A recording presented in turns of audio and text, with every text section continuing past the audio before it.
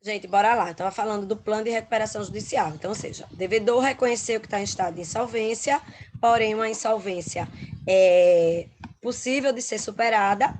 Ele recorre ao judiciário, reconhecendo essa situação transitória e dizendo que quer resolver, mas que ele só consegue resolver se tiver o auxílio das medidas da Lei 11.101, tá? Então, o juiz recebeu aquela recuperação, deu ao devedor o prazo de 60 dias para ele apresentar o plano.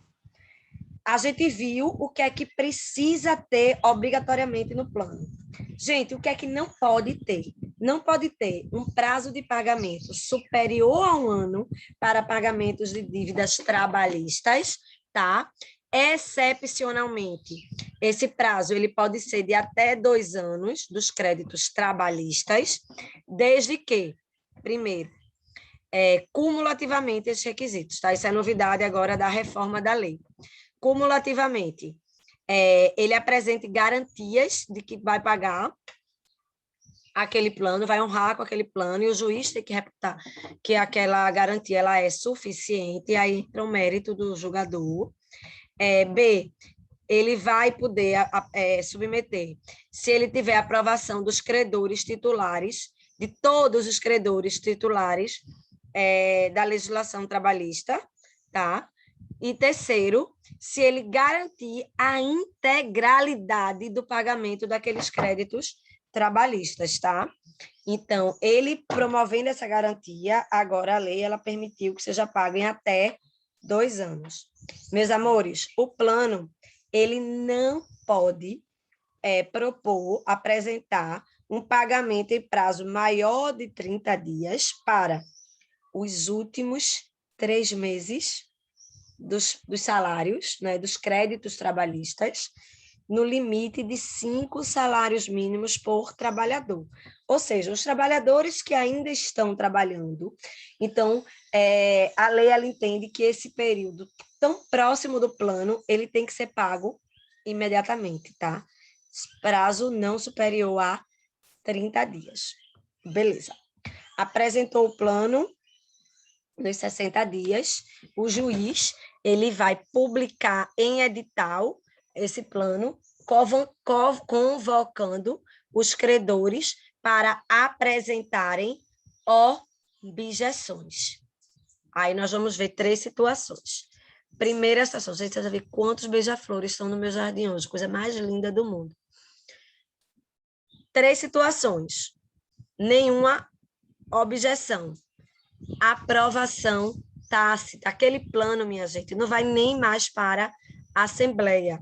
Eles vão imediatamente para aprovação. Para aprovação, não, para execução.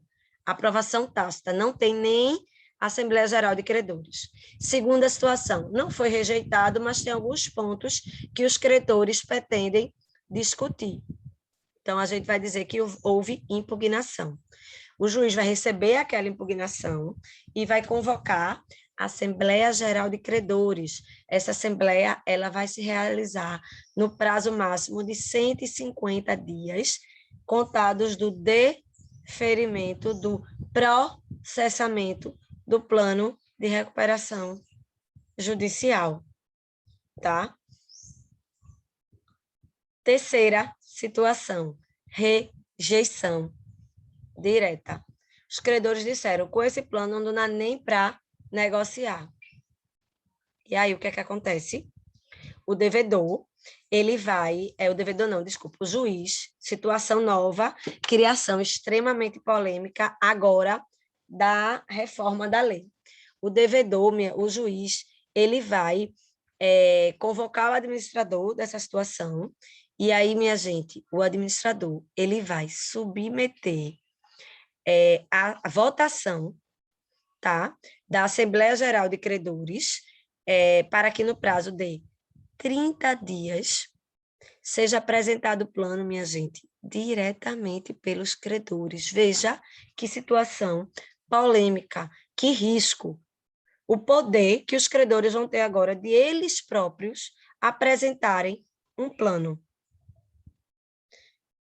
Em princípio, pode ser que na prática, na votação, seja uma situação democrática, mas eu, no momento, que não houve ainda, né, porque a lei é extremamente recente, então ainda não houve uma rejeição direta e um plano diretamente pelos credores no ordenamento jurídico brasileiro ainda.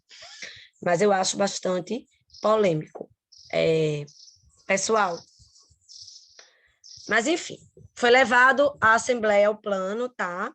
Mariana, como é que vai acontecer essa aprovação, tá? Do plano. Artigo 45 na lei.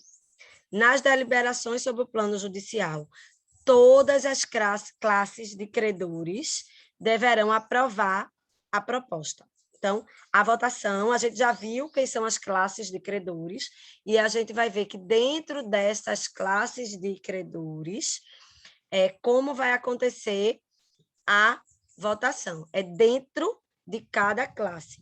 Então, credores trabalhistas votam dentro da sua classe. Credores com garantia real votam dentro da sua classe, tá? Então, cada classe, ela vai aprovar com qual quórum, minha gente? Artigo 45, parágrafo 1º. Mais da metade do valor total dos créditos presentes à Assembleia. Então, veja, um exemplo. Credores com garantia real. Valor total de créditos dentro dessa classe pode ter 10 credores, mas o valor total de crédito soma 500 mil reais, tá? Sendo um credor com 300 mil e 2 credores com 100 mil reais, ou seja, total 500 mil, um credor é credor de 300 mil, 2 credores com 100 mil. Se todos eles estiverem na Assembleia, basta o credor de 300 mil aprovar que aquela classe ela vai estar aprovada, porque é mais da metade do valor total dos créditos presentes à Assembleia, tá? E as classes do inciso 1 e 4, ou seja, bora lá no artigo 41. Elas votam por maioria simples, tá? Não precisa ser mais da metade, basta ser a maioria. A Assembleia Geral vai ser proposta por trabalho e microempresa, maioria simples. Relembrando as classes de credores. 1. Legislação do trabalho ou acidente do trabalho. 2. Créditos com garantia real. 3. Créditos quirografários, ou seja, aqueles que não têm preferência. E 4. Créditos enquadrados como microempresa ou empresa de pequeno porte. Tá legal? Vou parar esse vídeo. Não, peraí. Vamos ver se tem mais alguma coisa para falar. Tem Crown Down, meus amores. Olha só. A gente viu aprovação tácita, aprovação após deliberação na Assembleia. A gente viu rejeição com a apresentação do plano diretamente pelos credores. Mas tem uma quarta situação. Se esse plano ele não for aprovado em Assembleia, mas dentro da votação ele obteve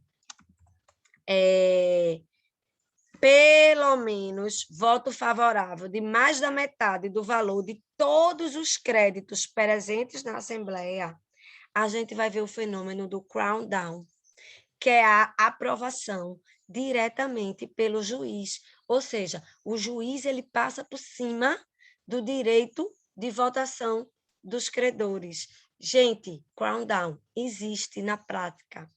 A gente viu um crown down, inclusive, pelo juiz Marcelo Sacramone, na votação da recuperação judicial da Livraria Cultura. Também situação extremamente polêmica, mas existente, tá?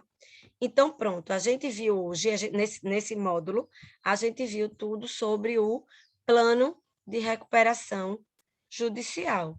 Os credores votam, o plano é aprovado. Aprovado, a gente vai diretamente para a execução. Plano totalmente rejeitado de todas as maneiras, o juiz ele vai imediatamente transformar, ele vai convolar o plano de recuperação judicial em uma falência, ou seja, direto para extinção da empresa e pagamento dos credores, tá?